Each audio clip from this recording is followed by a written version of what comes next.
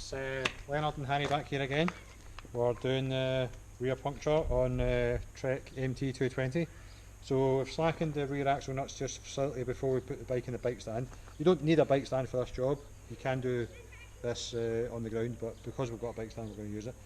So we slackened these nuts because they would have been quite tight.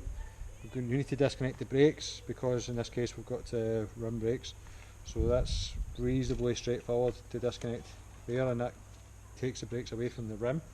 We're going to move the chain down into the smallest cog on the cassette as well, just so that helps get that out of the way slightly.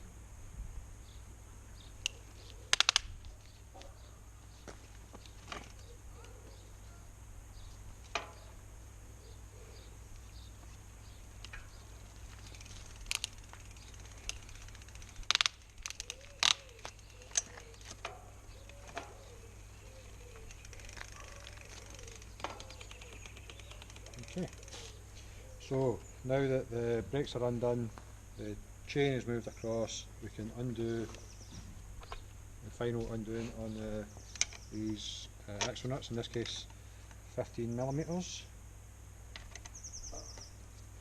We did undo them slightly earlier to make them a little bit easier for just now, and after that the wheel, we can pivot the derailleur slightly, we can drop the wheel out, unhook the chain from the cassette, and the wheel's off.